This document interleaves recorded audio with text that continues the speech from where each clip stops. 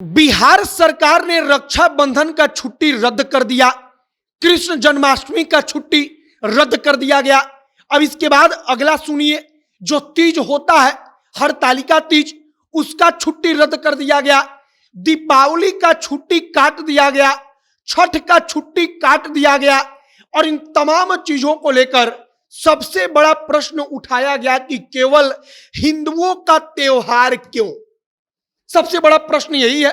जो छुट्टी काटी गई है, अगर हम पर्व का नाम आपको बताएंगे तो आपको पता चल जाएगा कि उसमें केवल हिंदू धर्म के त्योहार है, बल्कि बाकी धर्मों के त्योहारों की छुट्टियां को नहीं रद्द किया गया है। और इसको लेकर अब तमाम प्रकार के सवाल उठ रहे हैं कि क्या केवल हिंदुओं के त्योहारों को, पर्वों को निशाना बनाकर उस दिन छुट्टी रद्द कर दी गई। आगे इसी पर बातचीत करेंगे। दीपावली, छठ, जितना छुट्टी कटा है, दुर्गा पूजा का छुट्टी कटा है, इन सब के बारे में आपको बताएंगे। और सरकार का तर्क क्या है, इस पर भी बातचीत करेंगे। बाकी नमस्कार, मेरा नाम है मोहित कुमार सिंह और आप जनता जंक्शन देख रहे हैं।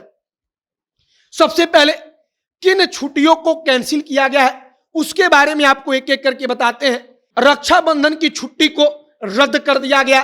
अब इसके बाद भगवान कृष्ण का जन्माष्टमी जो होता है, मटका फोड़ा जाता है उस दिन, उस जन्माष्टमी का छुट्टी कैंसिल कर दिया गया। भगवान कृष्ण का जन्म जिस दिन हुआ था उस छुट्टी को रद्द कर दिया गया। अब इसके बाद हरतालिका तीज, आपकी मम्मी, हमारी मम्मी, सबके घर वाले इस पर्व त्योहार को करते हैं, उस दिन व्रत रहते हैं, उसकी छुट्टी को रद्द कर दिया गया। अब इसके बाद सुनिए, जो जिउतिया होता है, जिस दिन एक माँ अपने बच्चे के लिए, अपने बेटे के लिए जिउतिया का व्रत रहती है, पूरे दिन भूखी रहती है, उस जिउतिया त्योहार के छुट्टी को रद्द कर दिया गया। अब इसके बाद देखिए, दुर्गा पूजा की छुट्टी को काट दिया गया और उस छुट्टी को 3 दिन तक घटा दिया गया। अब इसके बाद आता है महापर्व छठ। दीपावली से छठ तक की सीधी छुट्टी होती थी बिहार में अब तक, आपको पता होगा, हमको भी पता होगा।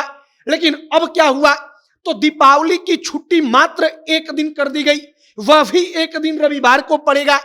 छठ की छुट्टी को 2 दिन कर दिया गया, मात्र 2 दिन, वह भी 1 दिन रविवार को पड़ेगा। और इन तमाम चीजों को लेकर सवाल उठा कि क्या केवल हिंदुओं का त्योहार।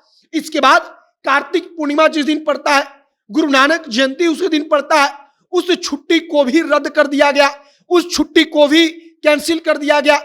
अब इन तमाम चीजों को लेकर सवाल उठा कि क्यों केवल हिंदुओं का त्योहार काटा गया।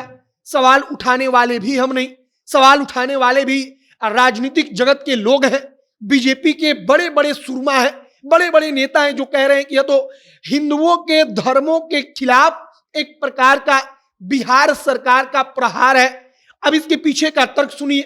कहा गया कि मुसलमानों का पर्व पड़ेगा चहल्लुम, उस दिन की छुट्टी को रद्द क्यों नहीं किया गया, बल्कि उस छुट्टी को बरकरार रखा गया।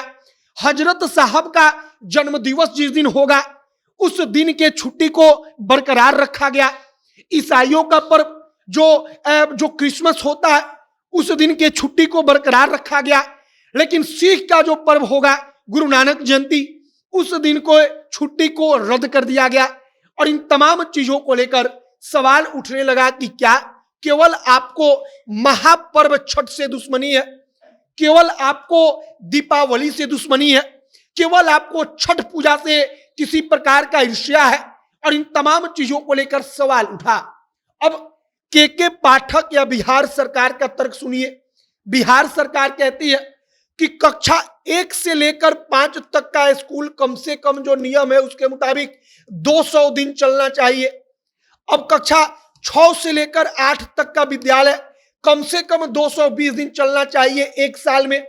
और इसी मानक को पूरा करने के लिए हमने त्योहारों और पर्वों की छुट्टियों को रद्द कर दिया। अब इन तमाम चीजों को लेकर तमाम प्रकार के प्रश्न उठ रहे हैं, सरकार पर प्रश्न खड़े हो रहे हैं, लोग प्रश्न खड़े कर रहे हैं। एक और बात कही जा रही है, जो अगर आप वाकई में दिल से सोचेंगे तो आपको लगेगा कि वाकई में यह एक गंभीर बात है। कहा गया कि सबसे ज्यादा महिला शिक्षकों की भर्ती की गई। मैडम लोग विद्यालय में पढ़ाने जाती हैं, वो जिउतिया का व्रत अपने बच्चे के लिए रखेंगी, तीज का व्रत अपने पति के लिए रखेंगी और उस दिन व्रत रहने के बावजूद उनको जबरन सरकार विद्यालय में बुलाएगी और विद्यालय में जाकर उनको पढ़ाना पड़ेगा। उस दिन व्रत के दौरान उनको बोलना पड़ेगा, मेहनत करना पड़ेगा और इन तमाम चीजों को लेकर सवाल उठाया गया कि क्या कम से कम जो महिलाएं व्रत रहेंगी उनके बारे में तो सरकार ने सोचा होता। अब आगे देखते रहिए कि विद्यालय की छुट्टियों को लेकर जो घमासान मचा है वो घमासान कहां तक जाता है, कब तक इस पर सरकार अपना स्टैंड क्लियर करती है। अगर कोई सवाल उठाता है तो क्या सरकार इस पर आकर कोई सफाई देती है? जो भी जानकारी, जो भी और अपडेट आएगा सब कुछ आप तक पहुंचाएंगे। तमाम खबरों के लिए हमारे साथ बने रहिएगा। वीडियो यहीं पर समाप्त करते हैं। कैमरे से विशाल खड़े हैं और मैं मोहित कुमार सिंह। बहुत बहुत धन्यवाद।